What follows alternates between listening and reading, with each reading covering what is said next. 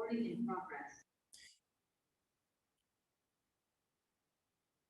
Tá.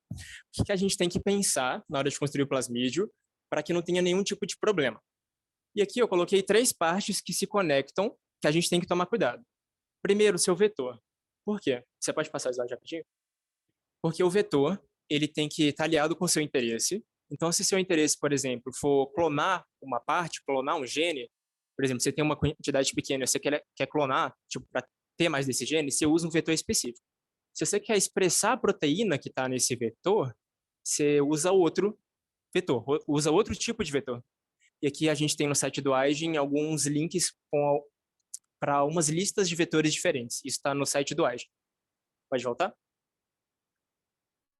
E aqui tem o método de assembly. O método de assembly que você vai usar, você vai pensar principalmente o que, no nosso caso, aqui no Brasil, o que tem disponível no laboratório. Mas em outras ocasiões, seria basicamente o que for mais fácil mesmo, que na situação que você está trabalhando, te conver mais, né? E você também tem as partes biológicas, que são as partes de interesse seu também, que você tem que pensar como que você vai conseguir elas e tudo mais, né? E como que essas 3 coisas se conectam? Primeiro, método de ação. Um dos métodos mais utilizados, ele utiliza de enzimas de restrição. Vocês sabem o que é? Você sabe? Vocês podem falar?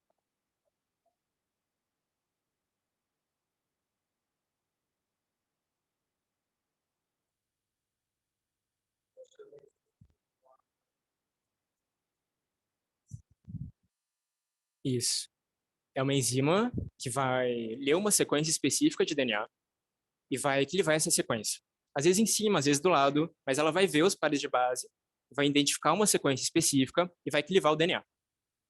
E alguns métodos utilizam essa abordagem para juntar o plasmídio. A questão é, a sua parte biológica que você vai utilizar não pode ter essa sequência dentro dela, porque na hora de você cortar o plasmídio, vai cortar a sua parte biológica no meio. A mesma coisa com o vetor. O vetor que você está utilizando não pode ter essa sequência no meio dele, porque se tiver, vai equilibrar ele no meio e você vai perder o vetor também, entendeu? E vai deixar de ser funcional. E basicamente a relação entre os vetores e a parte biológica, né, é o que você quer do vetor, né? Qual a função que você quer, tudo bem? Pode passar. Pode passar. Aqui eu só coloquei o repositório Eigen, que é um exemplo de onde você pode conseguir suas partes biológicas, né? E isso já ainda estou falando na parte do design, antes de você ir para a bancada, né? Quando você está construindo ainda seu plasmídio, na teoria, você pode pegar sequências, por exemplo, em repositórios online. E aqui está o exemplo do Eigen, pode passar. Você pode fazer via síntese, que foi o caso do nosso projeto. A gente sintetizou o DNA.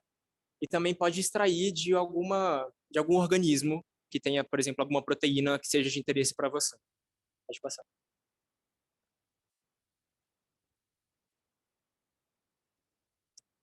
Tá. E como que a gente junta tudo isso, né?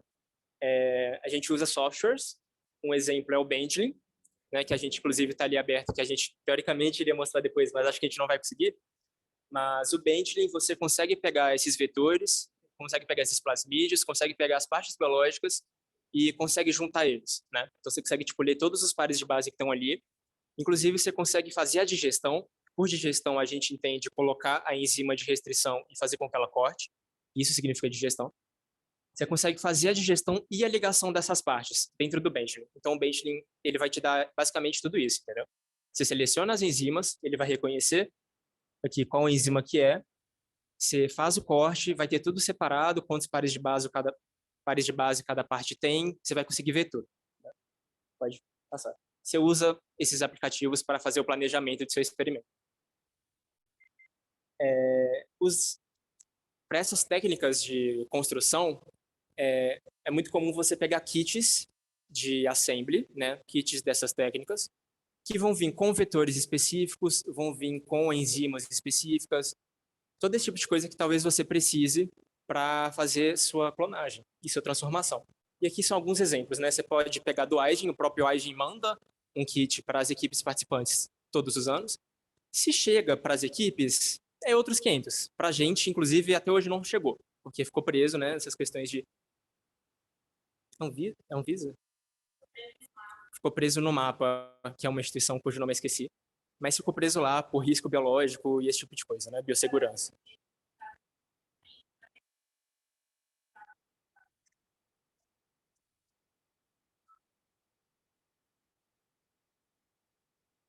Ô, Duda, você pode acompanhar os comentários?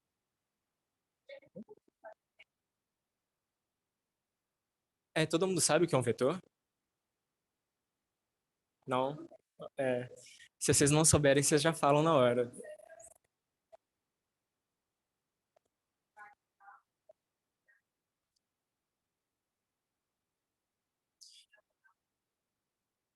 O plasmídio é o DNA dupla fita, como é que circular?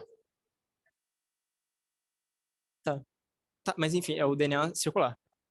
O vetor é assim, tudo que está no DNA circular que não seja só a parte biológica, sabe? Não. A E. coli é o chassi. O nome que a gente usa é chassi.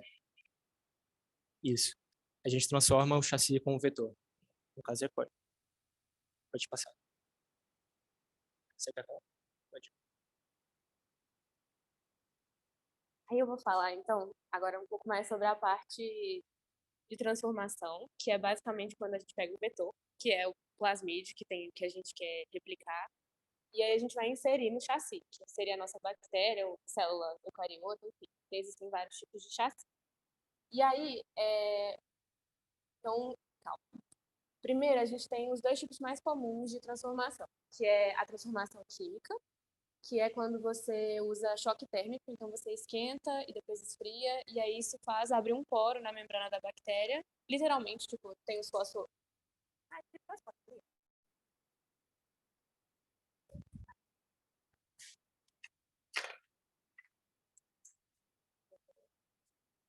Tem, tipo, os fosfolipídios, e aí vai abrir um poro aqui, literalmente, para o plasmídio passar. E aí, o que acontece? Você pode fazer isso dessa forma, com choque térmico, que é esquenta, esfria, e normalmente você usa ou nitrogênio líquido ou gelo e banho-maria. Ou você pode fazer por eletroporação. E aí existe um aparelho que dá, tipo, uns choques, e aí abre o poro na bactéria.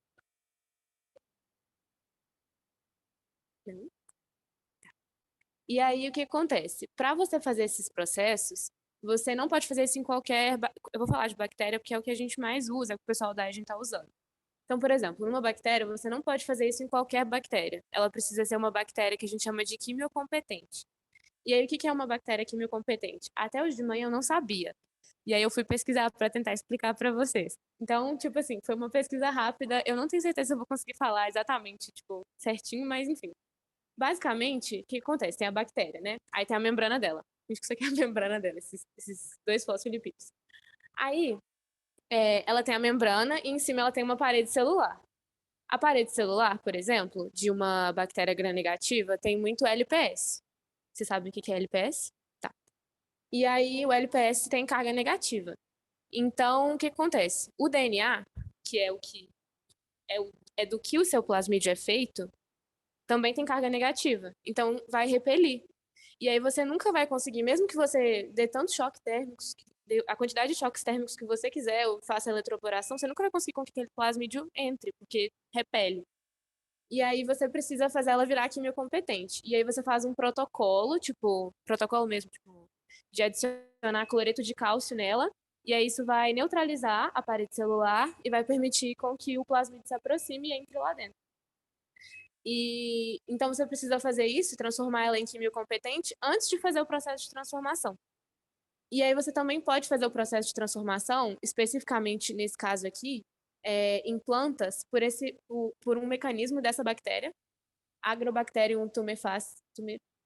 Não precisa falar. Tumefaciens. E aí, basicamente, é um mecanismo que ela já tem para inserir genes dentro do cromossomo dela, e aí eles só aproveitam esse mecanismo para inserir dentro dos vegetais o que eles querem. Só que não é uma coisa que a gente usa muito, porque a gente não mexe muito com planta. Então foi só para deixar aqui de extra. Alguém ficou com alguma dúvida? Pode falar.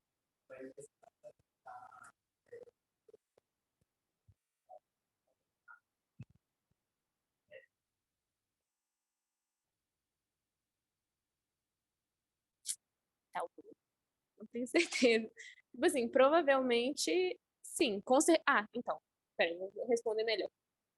eu já fiz eletroporação na prática, sabe? E tem muita chance de dar errado. É um processo difícil. Tipo assim, não é uma coisa que dá 100% certo. Na verdade, dá mais errado do que certo. Porque normalmente a bactéria lisa, ou ela morre. Lisa morre, não? Ela morre. Então, você coloca ela no eletroporador, é tipo uma maquininha assim, e aí ele faz um barulho. Dependendo do barulho que ele fizer, você sabe se deu certo ou não. Então, sim. Tipo, ela normalmente morre, e normalmente o plasmídio não entra. Então, existem métodos de seleção que eu vou explicar para vocês para garantir que você está usando a bactéria que conseguiu sobreviver a todo esse processo e ainda, tipo, inserir o plasmídio dentro dela.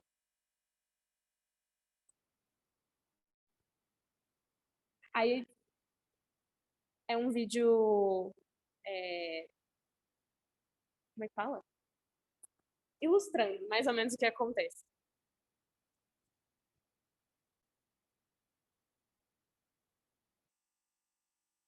É a membrana. Aí os plasmídios negativos, né? Que é os que o DNA tem carga negativa.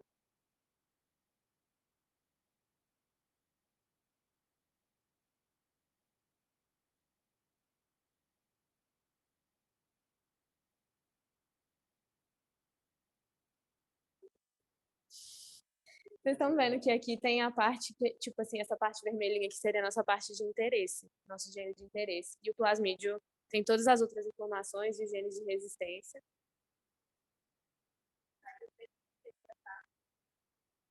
Isso, isso. O vetor é tipo o que carrega o seu gene, sabe? Aí nesse caso aí ele tá usando choque térmico, né? Tá vendo que ele tá 4 graus? Aí o plasmídio vai entrando. Se você quiser acelerar o vídeo.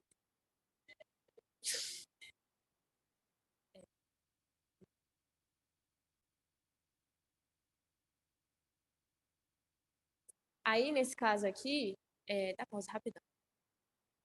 Não. Tem 2 meios de cultura, né? E aí, normalmente, o que a gente faz? Como eu falei, a gente precisa selecionar as bactérias que receberam o plasmídio.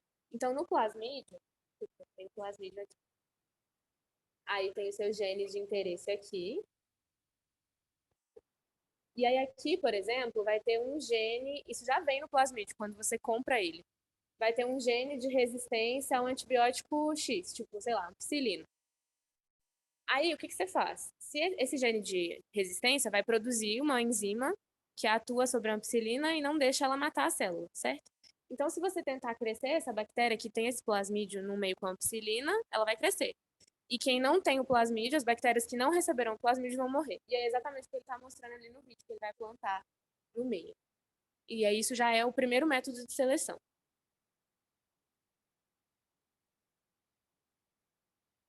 Pode passar.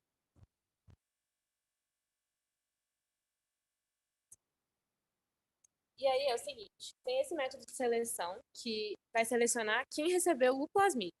Só que além disso, quando a gente faz o processo de montar o plasmídio, né, cortar com as enzimas de restrição e tal, normalmente também não funciona 100%. Então, por exemplo, aqui, ó, um exemplo. Vamos considerar aqui, o que está de vermelho aqui é o gene que a gente quer expressar. O que está de azul é um gene do Operon-LAC. Todo mundo ok com o Operon-LAC? Ok? E aí, o que acontece? O seu gene ele pode entrar no lugar que você quer, que seria esse caso. Eu já vou explicar por quê. Ele pode entrar num lugar que você não quer, do plasmídio, e ele pode simplesmente não entrar.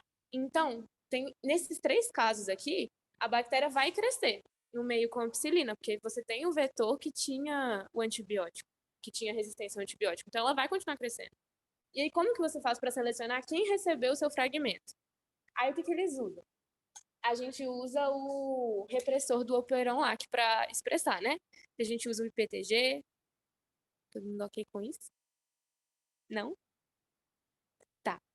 Então, basicamente, a gente vai fazer o quê? A gente tem a região promotora do Operon-LAC, e aí ela tem um sítio um sítio que, tipo assim, se liga uma enzima nela e não deixa transcrever o que está na frente. E aí você usa o IPTG, porque esse IPTG se liga nessa proteína que está nessa região opressora, e, tipo, desativa essa proteína que está impedindo a transcrição e ativa a transcrição. Então, basicamente, o IPTG, ele é um isômero, não sei exatamente, da lactose. Porque o Operon-Lac, ele produz enzimas que fazem o metabolismo da lactose, etc. Da lactose, né? Tipo, depois dos outros derivados dela. Mas, basicamente, o que acontece? Você usa esse promotor do Operon-Lac e induz com IPTG, e aí eles aproveitaram e pegaram um gene do Operon-Lac que chama LAC-Z. O LAC-Z é só o nome do gene. É muitos nomes, mas é só o nome de um gene. O que é a função do LAC-Z? O LAC-Z seria esse gene azul aqui. Ele faz o quê? Ele produz uma enzima que chama beta-galactosidase. A beta-galactosidase, ela basicamente digere galactose. E aí, o que não é galactose exatamente. Não sei se é galactose exatamente, mas é alguma coisa que parece com lactose. E aí, o que eles fizeram? Tem uma substância que chama X-gal. Ela é o isômero dessa substância que a beta-galactosidase digere. E ela é branca. E aí, quando ela é digerida, ela fica azul. Então, eles pegaram, deixaram o gene do LAC-Z e inseriram no meio X-gal. E aí, o que vai acontecer? Vamos supor, esse plasmídio aqui recebeu o gene no lugar que a gente queria. Aí o gene está aqui no meio do gene do LAC-Z, tá vendo? Então, vocês concordam que, tipo assim, não vai acontecer produção de beta-galactosidase aqui, e aí quando você pegar as colônias de bactéria que cresceram com X-gal, elas vão estar brancas, porque o X-gal é branco. Aí, nesse caso aqui, o gene não está no lugar que eu queria, tá vendo? Que é aqui no meu sítio onde eu queria ele está aqui. Então, ele não impediu a produção do X-gal e ele não vai ser expresso. Então, a colônia vai ficar azul. E aqui, nesse caso, nem entrou o gene. Então, vai ficar azul de qualquer jeito, porque não tem nada impedindo de produzir a beta-galactosidase. Ficou bem explicado? Então tá. E aí aqui é na prática. Tipo assim, você planta essas bactérias na placa e aí elas vão crescer. Algumas azuis, algumas brancas. Aí no caso, aqui as que cresceram brancas é porque receberam o plasmídio que a gente quer e estão com ele no lugar, estão com o gene no lugar certo dentro do plasmídio.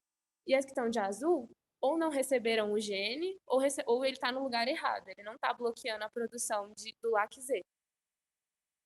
E aí, quando você for crescer essa bactéria para ela expressar sua proteína, você vai vir aqui com a alça, catar uma colônia branca e vai colocar ela para crescer, e aí você vai saber que ela está com seu plasmídio, com seu gene. Tudo bem?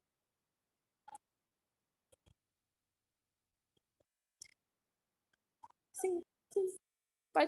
Provavelmente essa placa tem ampicilina, porque aí quem recebeu o plasmídio nem cresce. Tipo, dá para fazer junto. E aí, Você pode falar o que você falou?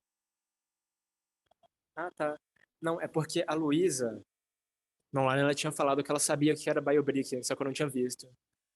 Aí, Luísa, se você pudesse comentar rapidamente o que você entende por BioBrick?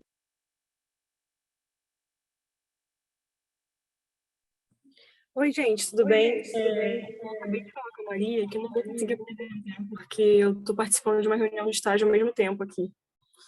Então, eu não vou conseguir falar muito tempo. Não tem problema, não. Pode continuar. tá. E aí agora a gente vai começar. Agora todo mundo entendeu o que é transformação e como que a gente seleciona as bactérias que estão transformadas certinho. Isso é importante. E aí agora eu vou falar então sobre o primeiro método de assembly. Assembly, não sei se ficou claro, é basicamente você juntar tudo que você quer colocar lá no vetor. Então é tipo, assembly é a técnica para você construir o seu vetor com tudo que você precisa para expressar a proteína. E aí existem várias técnicas para fazer isso, vários protocolos. E o primeiro deles que a gente vai falar é o BioBrick, que é o que é usado mais. Era, não é mais. Enfim.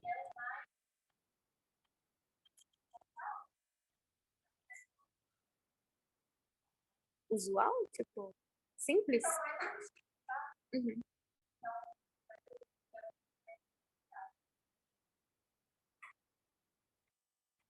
E aí, então, ele é um protocolo que foi criado pela Agents Foundation e ele promove procedimentos operacionais padrão para tornar isso mais fácil. Então, se você precisar fazer esse protocolo, você vai achar o protocolo e vai seguir. E aí, o que acontece? Quando você tem o tipo de assembly BioBrick, você usa as endonucleases do tipo 2. E aí tem esses exemplos aqui, a EcoRI, a APAI e a S. Eu vou falar bem, tipo assim, eu vou errar provavelmente o nome das enzimas, mas aí se vocês ficarem perdidos porque eu errei o nome da enzima, vocês me falam. Mas enfim, tem as enzimas, elas têm nomes complexos. E nesse caso do BioBrick, essas enzimas, que são endonucleases do tipo 2, elas cortam o sítio que elas reconhecem. Então, por exemplo, você tem esse sítio aqui, GAATTC, e o complementar dele, e a enzima, ela corta no sítio que ela reconhece, tá vendo? Tipo assim, ela reconhece esse sítio e corta ele.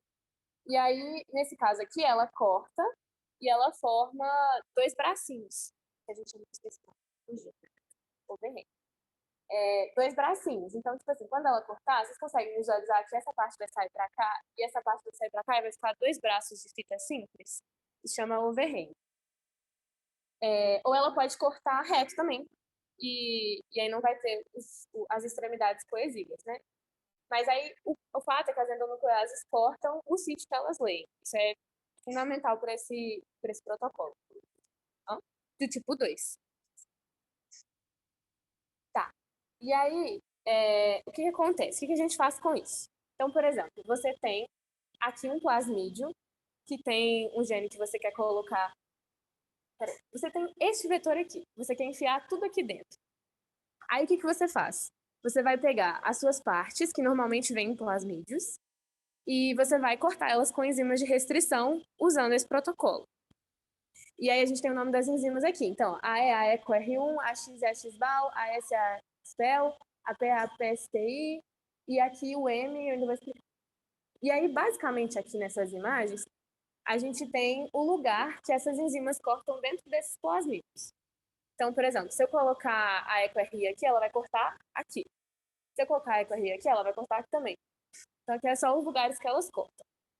E aí, eu quero esse pedaço aqui, né, do meio. Eu quero colocar esses dois pedaços dentro desse vetor. Aí, o que acontece? Para fazer isso, primeiro eu vou usar uma dupla de enzimas. Então, eu vou cortar com a E e a S. Então, a EcoRI e a SPEL. O que acontece? Elas são enzimas de restrição diferentes, mas elas cortam e formam extremidades que se completam. Tipo, elas reconhecem sítios diferentes para cortar, mas elas formam extremidades que se juntam. Então, se eu cortar esse pedaço aqui com a E até aqui e aqui eu cortar com a S, colocar as duas enzimas. Coloquei esse plasmídio no meu Eppendorf. Aí coloquei as duas enzimas lá dentro. Aí eu vou cortar exatamente assim, ó. Então, tipo, aqui e aqui. Não. E eu falei tudo errado, gente. Pera. Elas não se completam. Exatamente o contrário. Elas não podem se completar. Então, peraí. Você foi lá e colocou a E e a S. Aí cortou aqui, certo? Aí você ficou com esse fragmento aqui. Aí, no outro plasmídio, você foi lá e cortou com a X e a P. Então, você cortou aqui e ficou assim, certo? Tá. Aí, o que acontece? A extremidade coesiva que a S gera se liga na extremidade coesiva que a X gera. Fez sentido? E aí, elas vão se ligar e vão formar o sítio M. Tá. E aí, essa daqui, que é a P, que você cortou aqui, e você cortou aqui também, você não cortou a P aqui, você cortou a P aqui e você cortou a E aqui, não é? Então aqui você perdeu esse P e aqui você perdeu esse E, certo? E aí você faz o quê? Esse vetor aqui tem uma região E e uma região P. E aí esse P se liga nesse P e esse E se liga nesse E. Quando eu falo se liga, é porque literalmente elas têm extremidades coesivas, então elas se ligam. E aí no final você tem um BioBrick novo. Tipo aqui você tinha 3, e agora você tem um que tem coisas dos 3.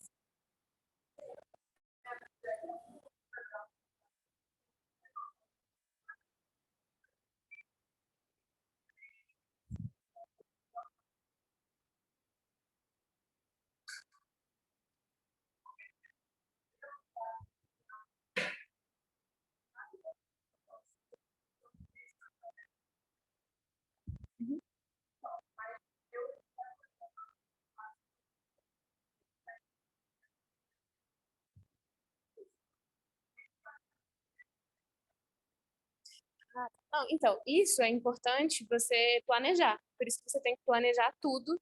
Por isso que o Luiz tinha falado do triângulo, sabe? Então, tipo assim, quando você está desenhando o projeto e como você vai expressar, e aí você monta lá no Bentley, que é o software, para montar o Plasmid, você já tem que pensar nisso tudo. E você já tem que pedir tudo isso de uma forma que dê para usar. Então, tudo já vai vir com as sequências certinhas para você cortar, entendeu?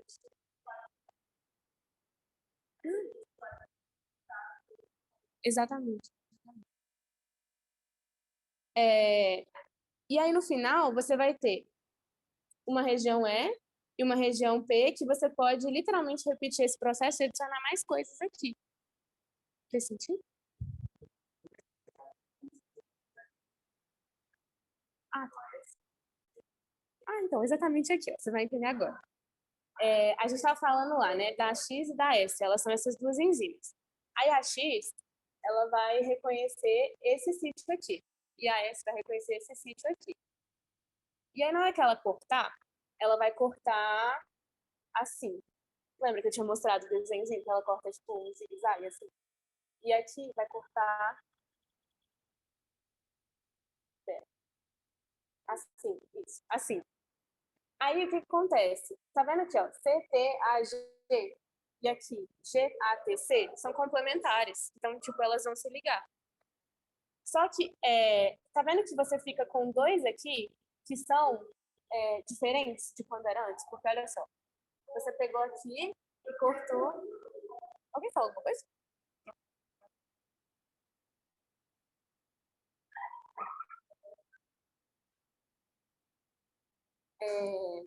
Você cortou aqui e cortou aqui.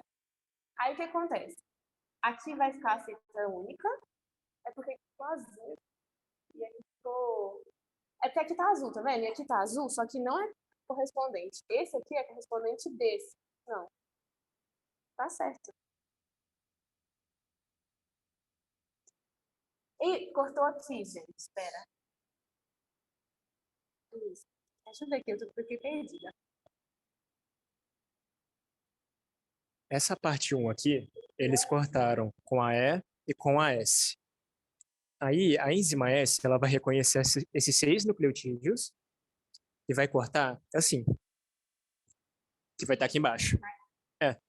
Aí, olhando só para a parte 1, tá vendo? Você tem, tipo, a E sobrando aqui e a S cortada. Tá vendo? Aí, numa parte 2, que não tá aqui em cima, eles cortam com a P e com a X. Aí, a gente tampa de novo, aí fica só a X aqui e a P aqui no canto. Entendeu? Dá pra entender, gente? Aí o que rola? Aí a gente vai ter as extremidades coesivas aqui. Só que como elas se ligaram e elas ficaram só com esse overhang aqui de 4 nucleotídeos e o sítio de reconhecimento da enzima tem 5 nucleotídeos, depois que eles se juntarem de novo, essa enzima e essa enzima não vão conseguir reconhecer mais essa sequência para cortar. E aí vai formar o que a gente chama de cicatriz. E por que isso é importante no protocolo do BioGrid? Porque como essas enzimas, elas cortam o sítio que elas leem, se você tentar juntar, tipo assim, se você tentar juntar várias partes com as mesmas enzimas, vai acontecer uma confusão e vai juntar tudo errado.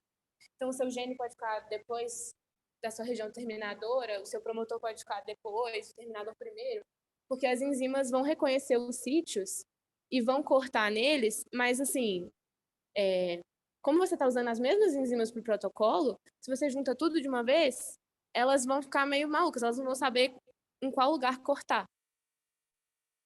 E aí, por isso que essa cicatriz é importante, porque aí você vai ter novos sítios aqui, e aí quando você usar essas enzimas de novo, elas não vão cortar aqui e separar suas partes, elas só vão cortar aqui.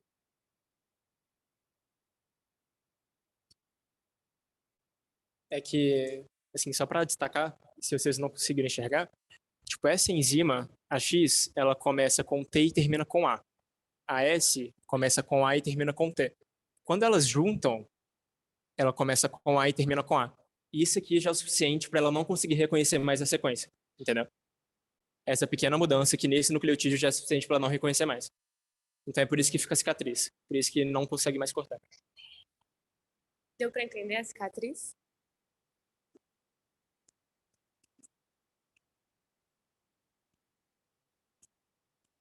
E aí, basicamente, o que acontece? Como você está usando... Volta lá um pouquinho. Como você está usando as mesmas enzimas, sempre, para fazer esse protocolo, se você tentar pegar todas as partes e juntar de uma vez, você não pode. Tipo assim, porque isso acontece num tubo, né? No ependófilo. Então, se você pegar o seu promotor, porque cada parte, como eu tinha mostrado, vem no plasmídio. Aí você vai pegar todos os genes que você quer e colocar dentro do seu ependófilo e cortar, vai acontecer aquilo que eu falei, uma confusão. Você não vai conseguir juntar as coisas na ordem certa. Então, esse protocolo...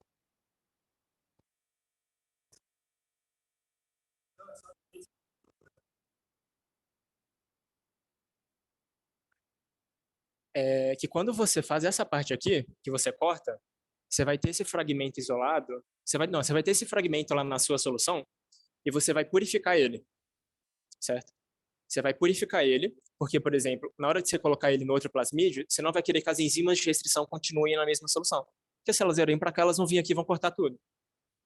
Então, você tem o primeiro plasmídio, que ele está num potezinho, você digere ele com as enzimas, você tem essa parte, você isola essa parte, e depois coloca ela com as outras duas, entendeu? E a mesma coisa para cá, a mesma coisa para cá.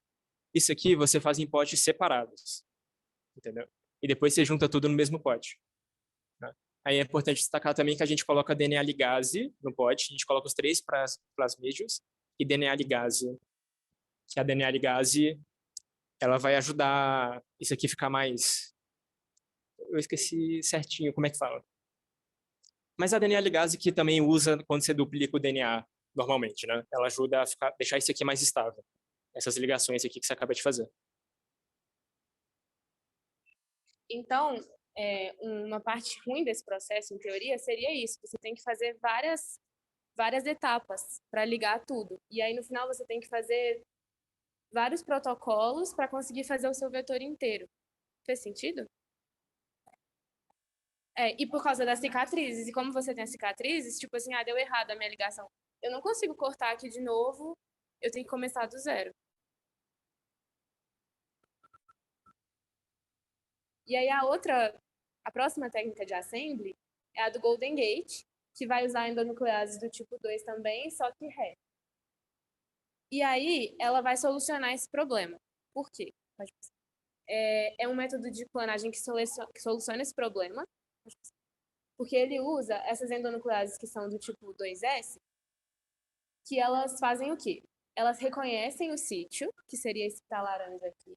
Então, ela reconhece o sítio que está aqui, só que ela corta 2 nucleotídeos para frente, tá vendo? Então, tipo, se ela reconhece esse, ela corta aqui. Se ela reconhece esse aqui, ela... Enfim, aqui são diferentes, mas, tipo assim, ela vai reconhecer o sítio e vai cortar para frente. Então, aqui ela deixou passar 2 e aí ela corta 4 pares de base à frente dela. E aí, pode passar.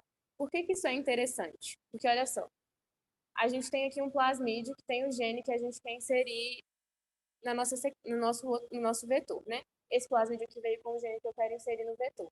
Aqui está o vetor que eu quero inserir ele. Não, gente, perdão. Isso aqui tudo é o plasmídio que veio com o meu gene. Aí, por exemplo, o que vai acontecer? Aqui tem o gene de interesse. Aqui tem os sítios que reconhecem, que as enzimas reconhecem. Aí, quando ela vir aqui para cortar, ela vai reconhecer o sítio aqui, mas ela vai cortar esses 4 aqui, tá vendo? E aqui é a mesma coisa, ela vai cortar esses 4 aqui. Então, a gente vai ter as overhangs desse jeito aqui, ó. Ela cortou aqui e aqui. Ela reconheceu aqui, mas ela corta os nucleotídeos para frente. E aí, o que isso gera? Isso vai gerar uma extremidade coesiva já com o seu gene. Tipo, você não tem um pedaço da área que a enzima de restrição reconhece no seu gene. E aí, por que isso é importante e interessante nesse método? Porque você pode colocar qualquer sequência aqui. Tipo, ela vai reconhecer aqui e cortar 2 para frente. Então, qualquer sequência que tiver aqui vai ser cortada. E aí você consegue personalizar isso. Então, você consegue juntar diferentes partes com diferentes overhangs, especificamente com as mesmas enzimas. Faz sentido? Tá. E aí, aqui mostra, então, isso aqui seria um pedaço do nosso vetor que vai se ligar, e aí ele teria a sequência complementar aqui do gene que eu vou inserir. E aí formaria uma fita sem cicatriz nenhuma.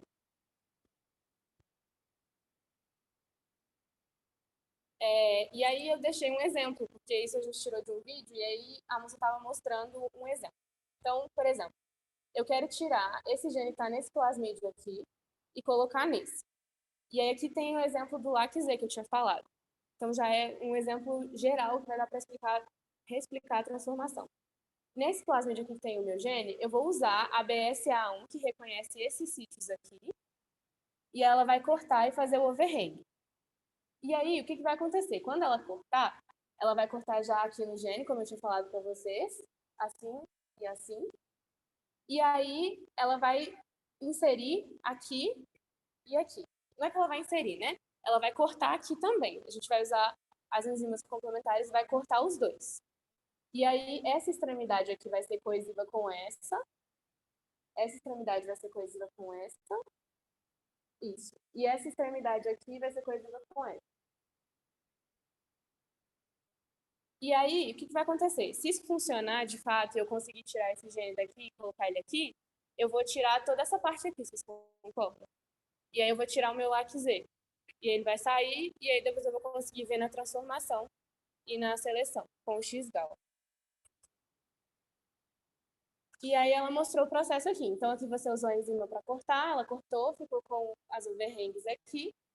Aqui também ela cortou o vetor, então esse aqui é o plasmídio que está com o gene, esse aqui é o vetor.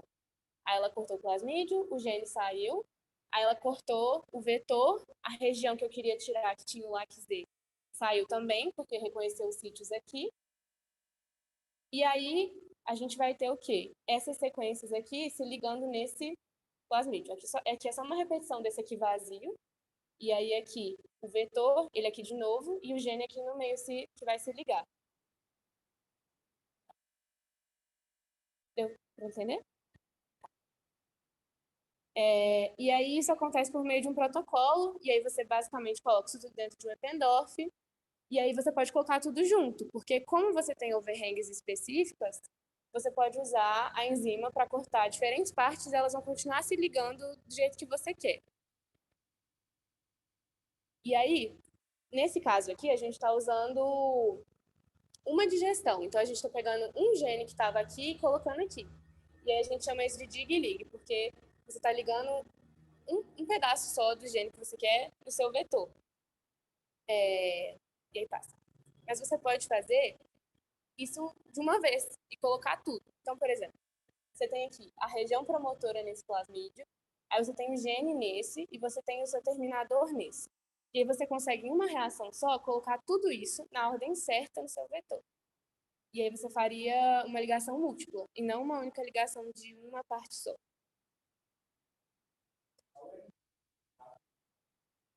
Então, exatamente por causa do jeito que a enzima funciona, olha só. Ela sempre vai reconhecer o mesmo sítio, certo? Então, tipo assim, ó, aqui, todos eles têm o mesmo sítio para reconhecer a enzima, tá vendo? Só que, quando ela corta, ela vai cortar dois para frente, não é? Nesse caso aqui é um para frente. Esse aqui não cortou e vai cortar aqui. Só que como são sequências diferentes, aqui eu tenho o promotor, aí ele tem uma sequência diferente do gene, que tem uma sequência diferente do terminador. Na hora que eu cortar, vão ficar sequências diferentes.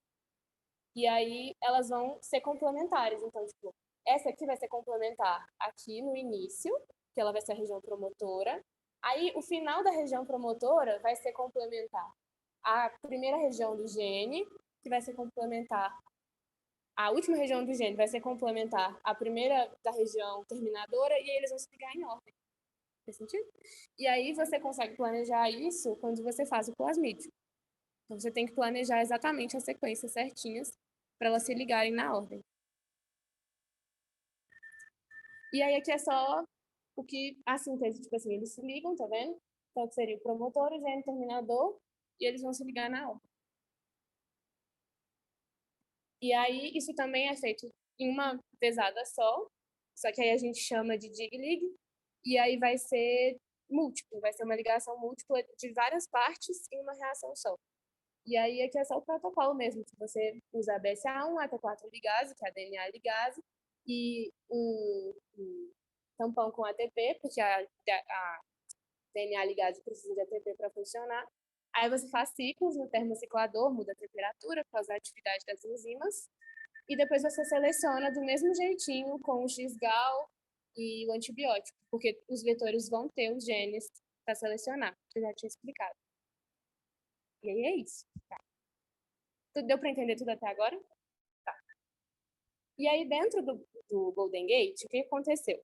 Como é uma coisa muito prática para você fazer todas as sequências ligadas juntas, as pessoas falaram, por que não fazer um protocolo que eu consiga, tipo, editar qualquer gene que eu quiser e fazer mudanças com qualquer gene que eu quiser dentro de um vetor, por exemplo. Por exemplo, eu tenho 3 opções de região promotora. Aí eu posso criar um protocolo que me permite escolher entre essas 3 regiões e colocar com a mesma enzima. E colocar sempre na ordem certa. Então, tipo assim, eu posso fazer combinações, tipo, a região promotora 1 com a U2 com a SP1, ou eu posso fazer a P2 com a U2 com a SP3. Isso aqui seria a região promotora, aí aqui seriam o resto dos itens que eu preciso ter no vetor para expressar. Então, a gente teria a região promotora, PR, o peptídeo sinal, terminador, o gene. E aí, E aí, o que acontece? O que eles fizeram? Eles, basicamente, protocolaram uma sequência para ficar no lugar que vai se ligar ao overhang. Então, eles protocolaram uma sequência de overhang para cada parte. Então, sempre que for um promotor, ele teria essa sequência de overhang. Sempre que for um terminador, ele teria essa sequência de overhang e essa.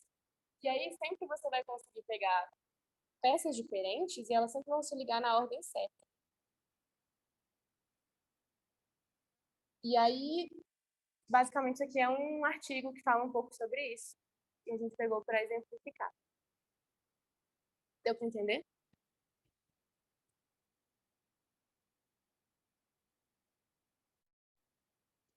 Agora a gente está falando de Gibson Assembly. E o Gibson Assembly, em vez de utilizar endonucleases, ele utiliza exonucleases. Qual que é a diferença? As exonucleases, em vez de reconhecerem uma sequência e portarem, elas tiram pares de base da extremidade 3' de uma sequência. Pode passar. Pode passar? Tá, calma. Eu esqueci a ordem do slide. Mas, enfim, é basicamente essa a diferença. Vocês entenderam? A diferença entre endo para exonuclease? Tá. Pode passar, porque eu vou querer voltar depois. Tá. Ok. Pode deixar. Qual que é o princípio do Gibson? Você vai ter duas fitas de DNA que você vai querer ligar. Então, por exemplo, o vetor e seu promotor, né, no começo. E você vai utilizar a exonuclease para cortar essa fita, para tirar os pares de base. Então, você vai ficar com esse bracinho, esse overhang que a gente já falou. Você vai ter uns pares de base que vão estar sozinhos ali. E você vai fazer isso tanto no promotor quanto no vetor. Vai tirar da extremidade 3'.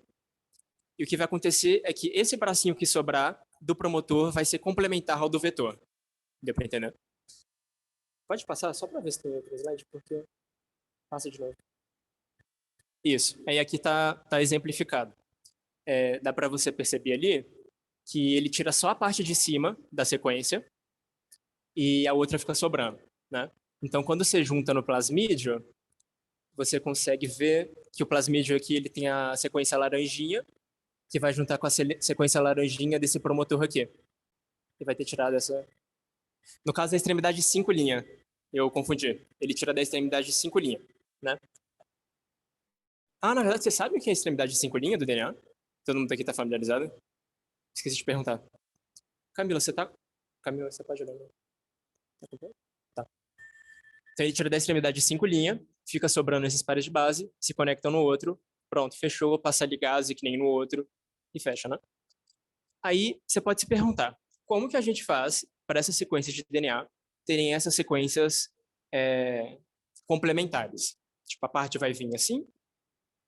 Pode, você pode sintetizar assim, mas caso não esteja, pode voltar. você utiliza do PCR. Todo mundo aqui sabe o que é um PCR? Todo mundo? Fecha? Me avisei se ninguém souber. É Polymerase Chain Reaction, né? Que serve para amplificar um pedaço de DNA, que desnatura o DNA, separa, pode voltar o slide, inclusive, de novo. Que vai desnaturar o DNA, vai vir um primer de RNA que vai começar, como é que fala? Não é transcrição. Vai começar o anelamento, e vai vir uma polimerase, especificamente ataque polimerase, e vai completar essa fita aqui. Né? Então, inicialmente você tinha uma fita, se dividiu em duas, veio os primers, um grudou em cada uma das fitas, veio a polimerase e completou essa fita que foi separada, né? E aqui você tem o primer reverso e o primer forward. Não sei porque eu falei isso, não precisa, mas pode prosseguir. Prossegue. O que você vai fazer? Prossegue de novo. Quando você for fazer essa reação de PCR, esse primer, né? De novo, vocês sabem o que é um primer também? Ok. Esse primer, ele vai ter uma sequência que vai ser complementar à da fita de DNA. Mas além dessa sequência, ele vai ter uma sequência sobrando, pendurando mesmo assim. Essa sequência sobrando, ela vai, né, quando você duplicar o DNA, ela vai ficar aqui. Entendeu? Então, toda vez que o primer vir aqui, colar numa fita e replicar, ele vai manter essa sequência. E essa sequência você pode escolher. Na hora que você faz seu primer, você vai fazer seu primer. Tipo, você vai fazer o design do seu primer. Você vai adicionar essa sequência aqui, que vai ser especificamente a sequência que vai conseguir anelar com a sua outra parte. Então, usando aquele mesmo exemplo, esse primer aqui vai ter a partezinha laranja, e esse aqui também vai ter a partezinha laranja.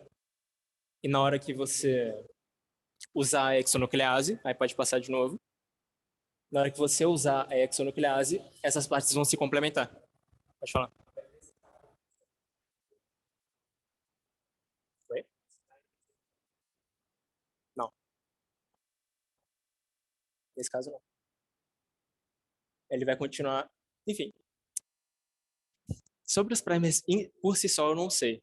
Eu não sei necessariamente como funciona. Mas essa sequência ela vai continuar nessa sequência. Mas sobre os primers, eu não sei como funcionam os primers em si. Mas essa sequência ela continua.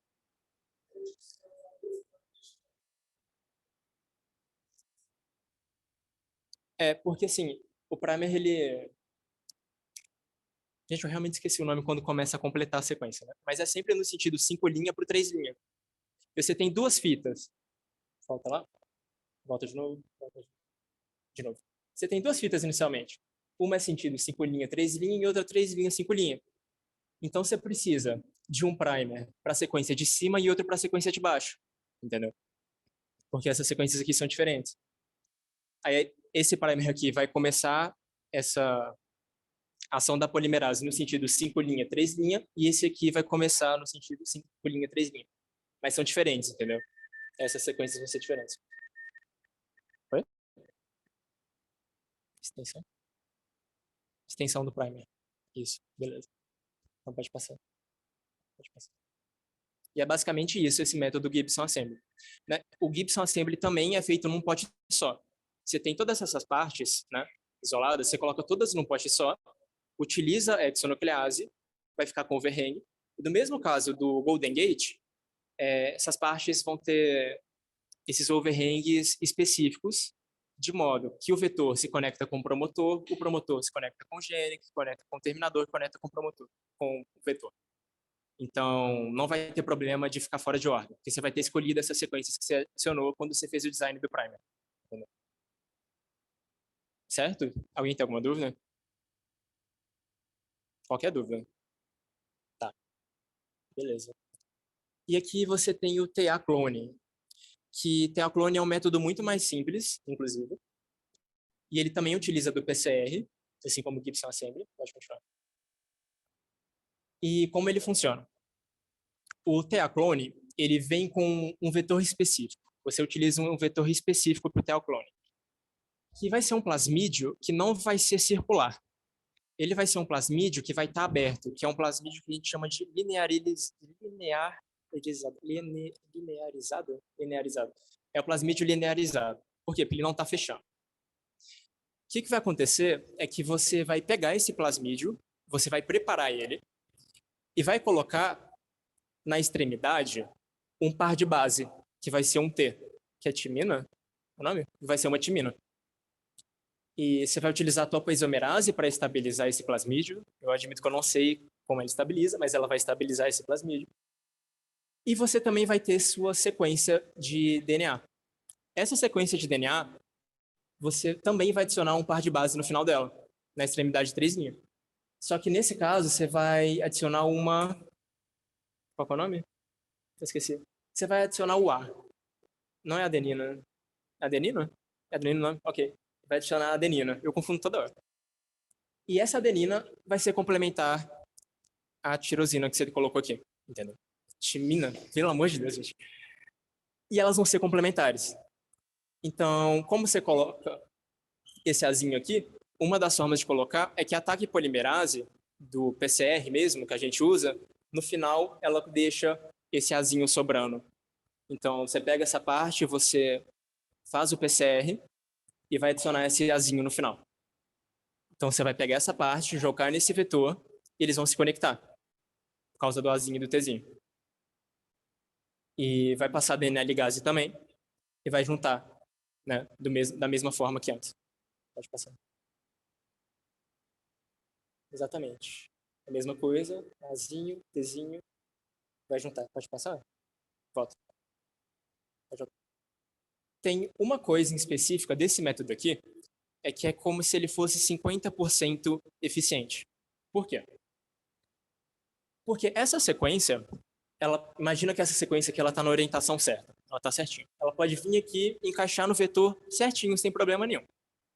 Mas pode acontecer dessa sequência inverter e esse Azinho que está aqui, dessa extremidade, vir nesse T aqui.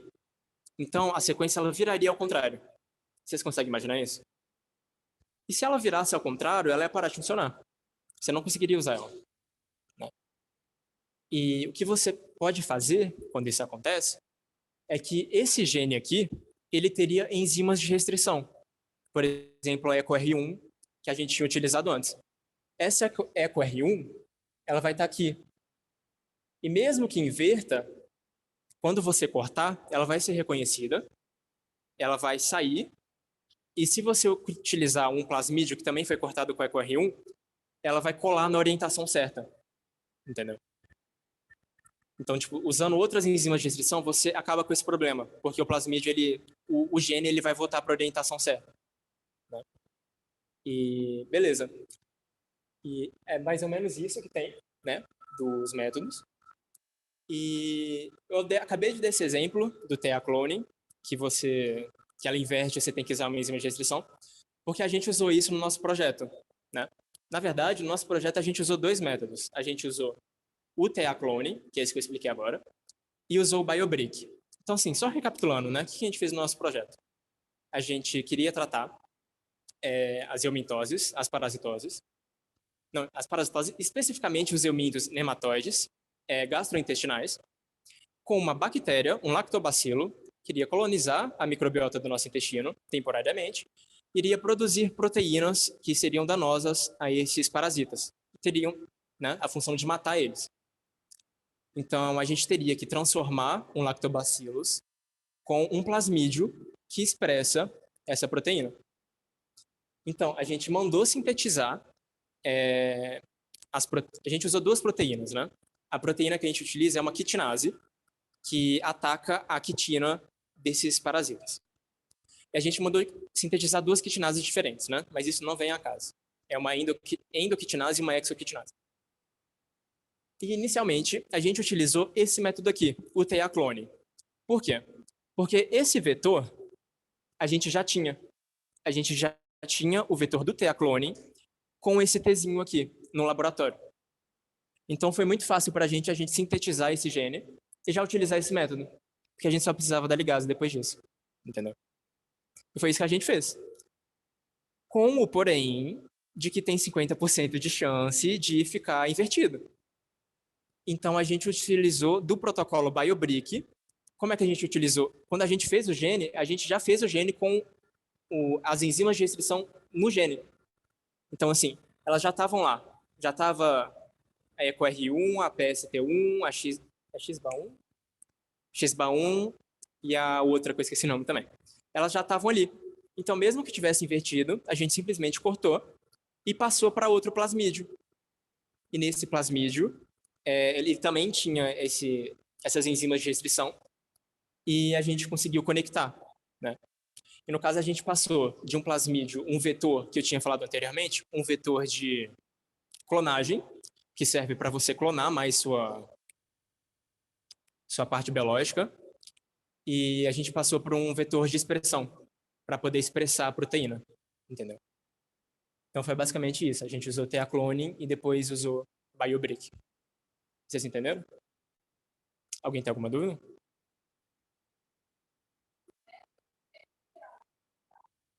É um par de base. Sim. É só esse aqui. Soltei vazio.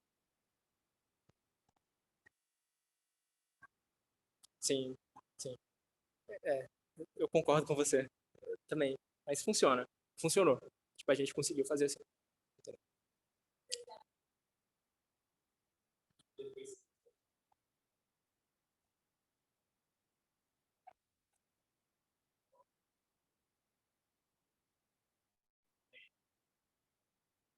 Não, dessa vez é 100%, porque a sequência... Pode voltar.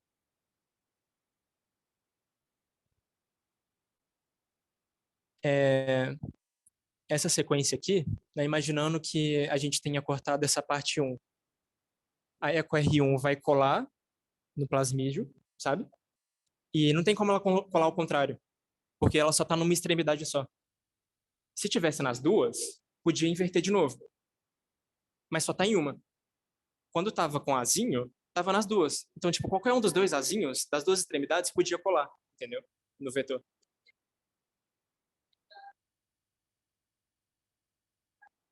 Isso. Basicamente, vou repetir aqui. Se você utiliza a EcoR1 e a PST1 juntas, elas têm o mesmo overhang, elas também podem inverter, entendeu? E nesse caso, você cortando a EcoR1 e colocando no plasmídio, ele não vai inverter também. Sim.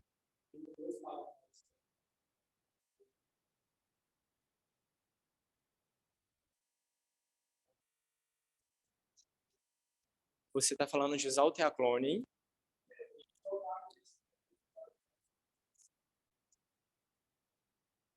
em vez de usar dois pares iguais, usar dois pares diferentes para não inverter.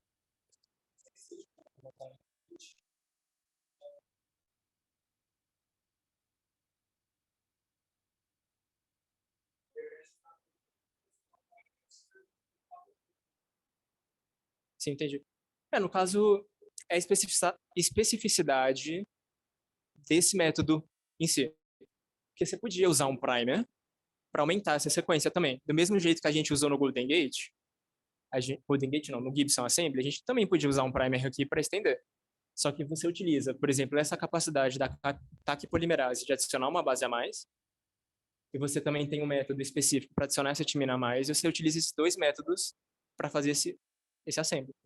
E esse método ele é mais barato, inclusive. Inclusive, a gente utilizou por causa disso. Se fosse caro, a gente não tinha utilizado. A gente não tem a menor condição. Esse método ele também é barato, entendeu? Então, assim,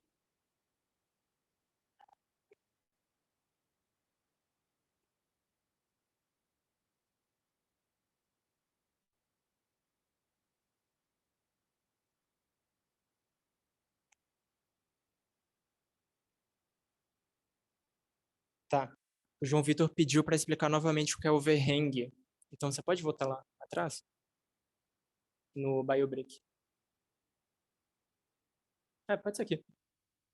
João, overhang é basicamente essa sequência azul que sobrou depois que aconteceu o corte da enzima. Então, assim, overhang é esse bracinho que fica para fora quando a enzima passa e corta a sequência. Isso que a gente chama de overhang. Né? Por falta de nome melhor, que eu estou usando bracinho em português, eu ainda vou chamar de overhang. Né? Mas eu não sei se tem alguma tradução, tá? É porque geralmente tá tudo em inglês mesmo, aí eu me acostumei com overhang. Mas é isso. Foi respondida a pergunta?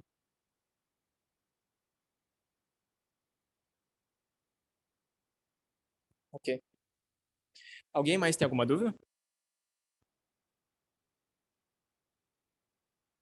Do pessoal do online também?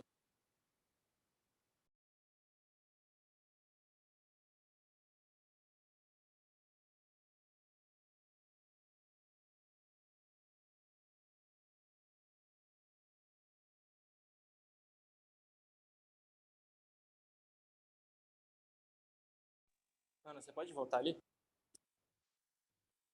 O Alan perguntou se na última técnica a topoisomerase é usada para impedir a ligação das duas extremidades. Então você pode voltar lá no último.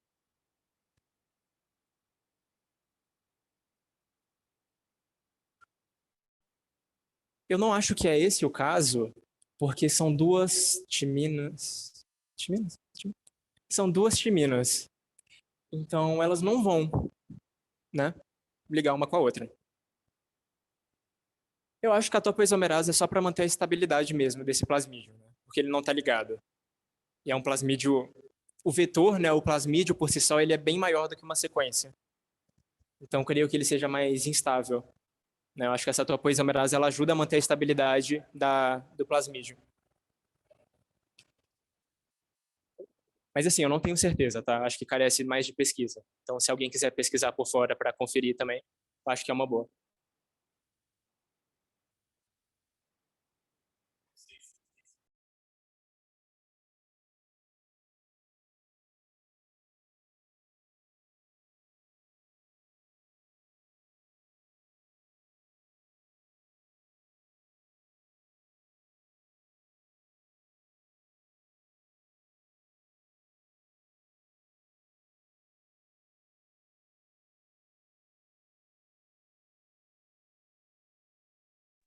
Então, alguém tem mais alguma dúvida? Não? Então, assim, acho que a gente pode encerrar a apresentação por aqui. Pode? Beleza, a gente vai encerrar por aqui. E tem dois recados, né? A próxima reunião seria uma reunião a decidir. O que a gente entende por a decidir, né? Que seria uma reunião que a gente discutiria algum artigo, de novo, que né, a gente fez da outra forma, né? Talvez a gente mude um pouquinho o modelo, alguma coisinha básica, mas seria basicamente o mesmo modelo. E depois dessa reunião seria uma reunião com uma convidada que viria, não viria aqui, mas ela faria online. Então a gente podia fazer online mesmo, não precisaria ninguém vir aqui presencial, mas a gente também vai estar aqui presencialmente. Não sei se há necessidade, na verdade, né? Mas enfim. Para essa próxima reunião, então, a gente primeiro sugeriu que vocês, todo mundo, pode sugerir artigos e que mandar no grupo mesmo, ou pode mandar no privado se quiser, e que a gente vai pegar pelo menos um artigo para discutir na próxima reunião, né? Então, assim, se você tem algum artigo que te interessa, seria bom você mandar entre hoje e amanhã, no máximo até sábado, para né, a gente já mandar para todo mundo e todo mundo começar a ler o artigo. Então, todo mundo lendo o artigo, a gente reuniria de novo em grupo. Na próxima reunião, no começo da discussão, acho que assim, sinceramente, todo mundo já pode chegar e sentar em grupo, não precisa esperar nada, sabe? Na última reunião a gente ficou um tempinho conversando. Acho que dessa vez todo mundo pode chegar e já sentar em grupo, né? E o online também pode se organizar em grupo de uma vez, que vai ficar mais fácil, né? E tem mais alguma coisa?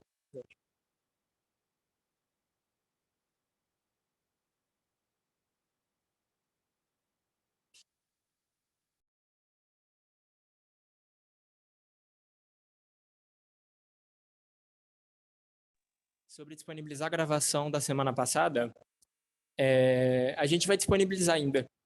É porque a gente está com um problema, assim, meio que para pegar as gravações e upar, porque é mais de uma hora de gravação e demora tanto para baixar a gravação, tanto para colocar no YouTube, né? Já que o tempo às vezes aperta um pouco, a gente pode colocar. Que isso? Entrou um helicóptero aqui na sala. Então, assim, eu vou tentar colocar até sábado, tipo hoje, amanhã, eu vou tentar colocar essa gravação no YouTube e a gente manda o link no grupo. Pode ser? Tá. Então, gente, acho que é isso. Tá? Obrigado pela presença. Tenha uma boa noite. Oi?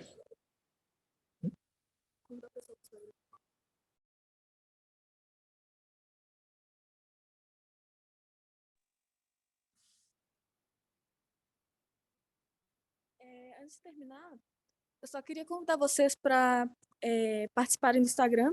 A gente está tentando criar mais conteúdo, fazer mais divulgação científica por lá. Então, se vocês tiverem alguma ideia de post, algum stories, alguma coisa que vocês queiram publicar, vocês podem falar comigo para estar participando, tanto no Instagram quanto do blog. O Ideia Real ele tem um blog que a gente pode usar para poder publicar textos. Então, se vocês tiverem algum tema acerca de biologia sintética, biotecnologia que vocês queiram escrever sobre, vocês podem também me procurar que eu ajudo vocês para fazer os posts e o texto. Teve um comentário no chat.